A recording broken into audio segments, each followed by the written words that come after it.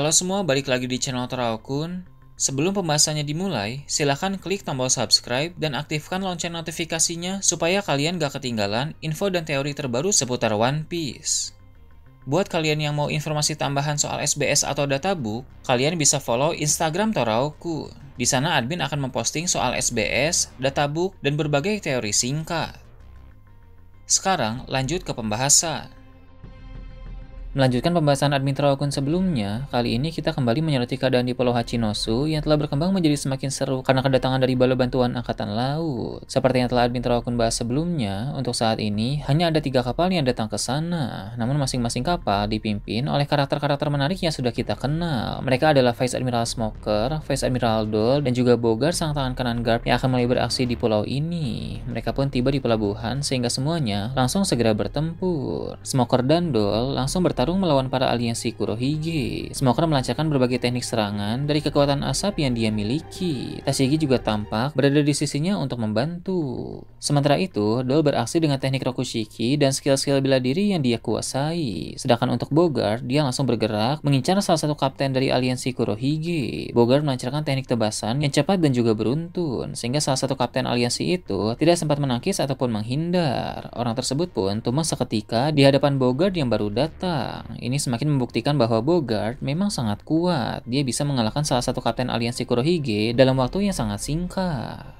Tak jauh dari sana, ada Garp yang sedang bertarung melawan Shiki bersama aliansi senior lainnya. Garp menyaksikan kedatangan serta aksi dari Bogart itu. Garp bicara sendiri dengan berkata, harusnya Bogart tidak perlu repot-repot datang ke sini, karena Garp yakin Bogart sebenarnya sedang sangat sibuk.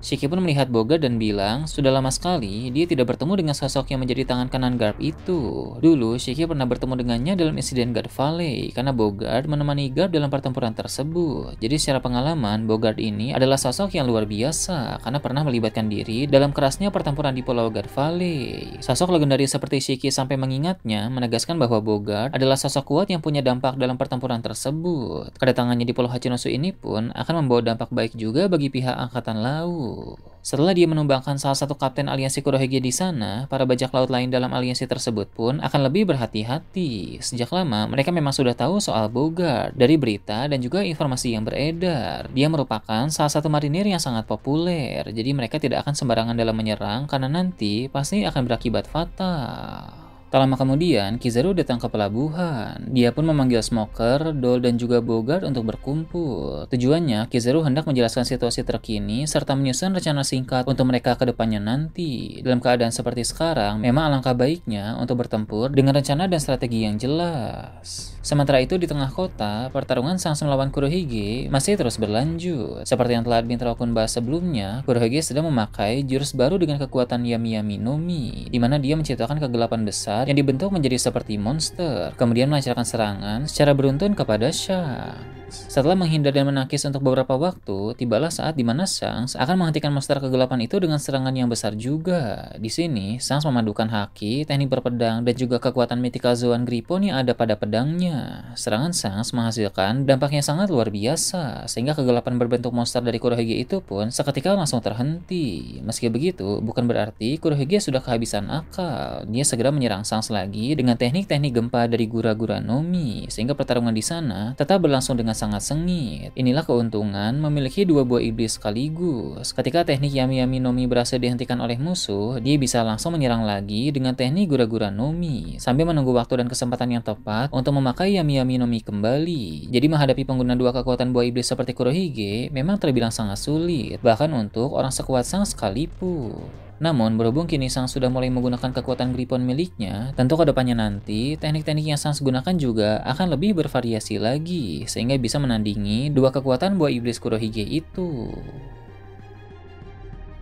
Hal yang bagusnya di sini adalah kekuatan buah iblis mythical Zoan Griffon itu ditanamkan ke dalam pedang Shanks, bukan ke tubuh Shanks secara langsung. Jadi energi yang terkuras pun tidak akan terlalu besar seperti pengguna kekuatan buah iblis pada umumnya. Jadi mekanismenya seperti ini. Jika buah iblis dimakan oleh seseorang, maka orang tersebut harus menggunakan energi di tubuhnya secara langsung untuk menggunakan kekuatan buah iblis tersebut. Nah, sedangkan jika buah iblisnya dimasukkan ke dalam senjata, maka si pengguna senjata itu energinya tidak akan terlalu terkuras karena tidak terhubung langsung dengan tubuh.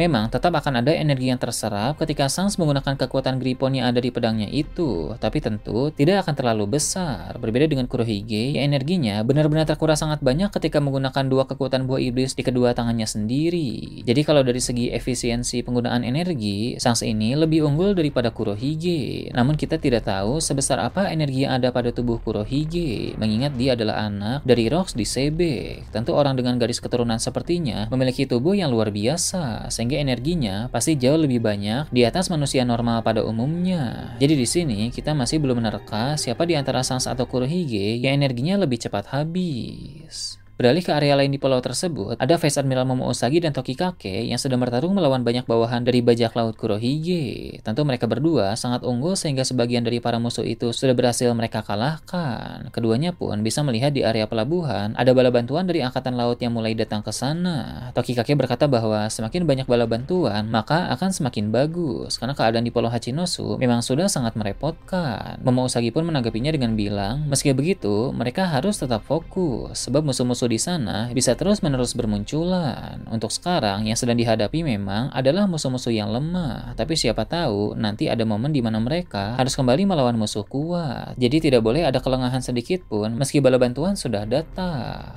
Kemudian kita akan diperlihatkan Vasco-Shoot yang saat ini sedang bersama dengan Dokyu. Mereka berdua pun memandang ke arah pelabuhan. Di sana Vasco-Shoot menjelaskan bahwa salah satu marinir yang datang itu adalah Bogart. Dia adalah sosok yang tidak bisa diremehkan. Pada masa lalu, Vasco-Shoot pernah melihat langsung bagaimana Bogart bertarung. Saat dia membicarakan soal ini, muncul sebuah kilas balik singkat. Vasco-Shoot pernah berada dalam suatu medan pertempuran yang sama dengan Bogart. Pada pertempuran itu, tentu mereka berdua adalah musuh. Tapi karena itu pertempuran besar dengan begitu banyak orang yang terlibat, maka tak ada momen bentrok langsung antara Vasco-Shoot dengan Bogart. Vasco-Shoot hanya sekedar melihat bagaimana aksi cepat Bogart dalam mengalahkan puluhan musuh dengan teknik berpedang yang luar biasa. Belum jelas sebenarnya ini pertempuran di mana, tapi tampaknya ini terjadi sebelum Vasco-Shoot masuk ke penjara Impel Down. Seperti yang kita tahu, Bogart memang sudah aktif sebagai angkatan laut sejak lama. Jadi tentu puluhan tahun yang lalu pun Bogart sudah sering terlibat dalam pertempuran-pertempuran besar, tidak hanya pertempuran God Valley saja. Kembali ke masa kini, Dokyu menanggapi Vasco-Shoot dengan bilang bahwa dia juga pernah mendengar berbagai berita dan rumor tentang sang tangan kanan Garp itu. Menurut Dokyu, Bogart harus segera dihentikan sebelum menimbulkan masalah. Jadi mungkin mereka berdua akan menyusun rencana untuk menyerang Bogart secara bersamaan.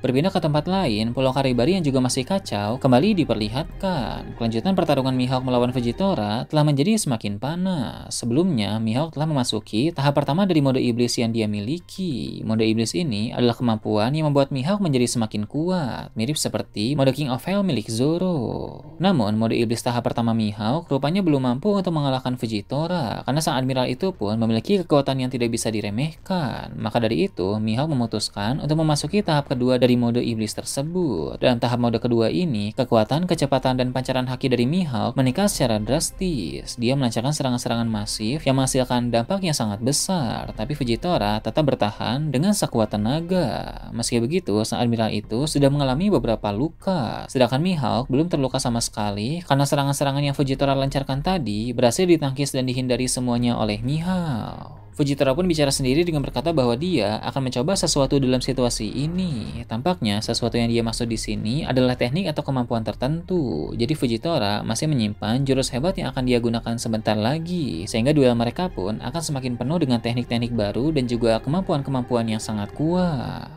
Di area lain Pulau Hachinosu, ada kelompok raksasa dari luar Elbaf yang membentuk Cross Guild di sana karena mereka terhubung dalam jaringan dunia bawah. Amukan para raksasa itu membuat para marinir menjadi kerepotan. Bahkan ketika dua Vice Admiral maju menghadapi mereka, dua Vice Admiral tersebut pun harus mengalami kekalahan telak. Ketika para raksasa terus bergerak semakin dalam memasuki pulau, Seraphim Doflamingo muncul di hadapan mereka. Situasi pun akan mulai sulit dari sekarang ini, sebab Seraphim Doflamingo tentu memiliki kemampuan yang jauh lebih kuat dibanding para marinir yang mereka kalahkan tadi. Seraphim Doflamingo juga memiliki kekuatan buah iblis Ito-Itonomi sama seperti Doflamingo yang asli, karena Vegapunk menggunakan Green Blood untuk memasukkan kekuatan buah iblis tiruan ke dalam tubuh para Seraphim.